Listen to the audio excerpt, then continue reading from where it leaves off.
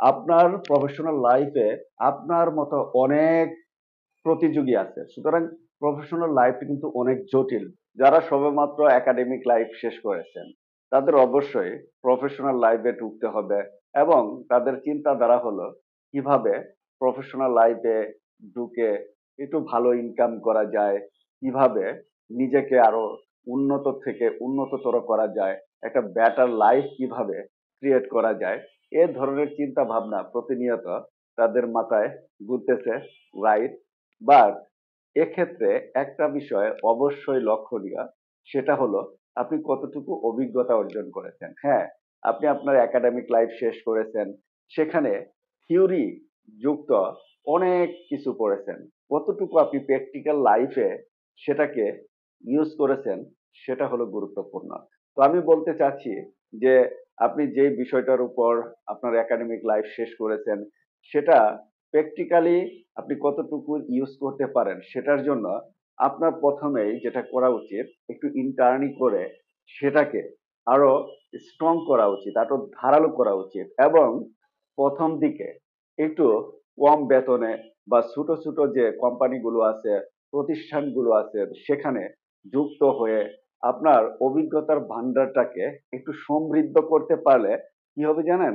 হয়তো প্রথম দিকে ১-২ বছর আপনার একটু কষ্ট হবে, বাট আপনার সিভির মানটা একটু ভারী হবে এবং আপনার ভ্যালুটা বেড়ে যাবে, আপনার চাহিদাটা বেড়ে যাবে। যখন কোনো প্রতিষ্ঠান এই কাজটার জন্য কাউকে সিলেক্ট করবে, তখন দেখা যাবে আপনার অভিজ্ঞতা, আপনার বাস্তব ভিত্তিক যে কাজের মান, এইসব বিষয়গুলো বিবেচনা করে দেখা যাবে যে আপনার সিভির মানটা বা ভ্যালুটা অনেক বেড়ে যাবে।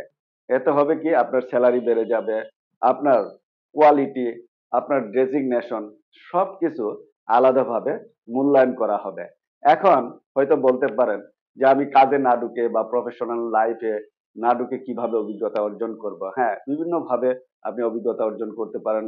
অনেক সোর্স আছে যেখান থেকে আপনি অভিজ্ঞতা অর্জন করতে পারেন। প্রথমে ছোট ছোট যে প্রতিষ্ঠানগুলো আছে, সেগুলোর সাথে যুক্ত হয়ে অভিজ্ঞতার ভান্ডারটাকে সমৃদ্ধ করার চেষ্টা করুন। কারণ আপনার প্রফেশনাল লাইফে আপনার মতো অনেক প্রতিযোগী আছে। সুতরাং প্রফেশনাল লাইফটা কিন্তু অনেক জটিল। এখানে প্রতিদ্বন্দ্বিতা আছে। কে কার চেয়ে ভালো অভিজ্ঞতা অর্জন করে সামনের দিকে এগিয়ে যাবে, এটা নিয়ে কিন্তু সবাই ব্যস্ত। সুতরাং আপনার অভিজ্ঞতা যদি কম থাকে, তাহলে আপনি কিন্তু প্রফেশনাল লাইফটাকে দীর্ঘায়িত করতে পারবেন না বা একটা মানসম্পন্ন জীবন পরিচালিত করতে যতটুকু সামর্থ্য লাগে, অতটুকু কিন্তু আপনি অর্জন করতে পারবেন না। ফলে কি হবে, আপনার লাইফটা আস্তে আস্তে নিম্নমানের হতে থাকবে, আপনি হতাশায় ভুগবেন। এই জন্য বলছি, যারা নতুন, যারা প্রফেশনাল লাইফে ঢুকার জন্য ইচ্ছুক বা ঢুকতে চাচ্ছেন, তাদের প্রথমেই ১-২ বছর একটু বাস্তব ভিত্তিক অভিজ্ঞতা অর্জন করুন বিভিন্ন সোর্স থেকে। তারপর প্রফেশনাল লাইফটাকে মজবুত করার জন্য এবং আপনার ভ্যালু, আপনার কোয়ালিটিটাকে সমৃদ্ধ করতে পারলে আপনার সামনে একটা বেটার জীবন অবশ্যই আপনি পরিচালিত করতে পারবেন এবং আপনার একটা আলাদা মূল্যায়ন হবে। তাই অভিজ্ঞতাটাকে আগে অর্জন করুন, দেন প্রফেশনাল লাইফে নিজেকে যুক্ত করুন।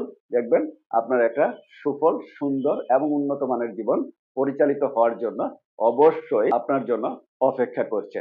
So thanks for watching. Good bye.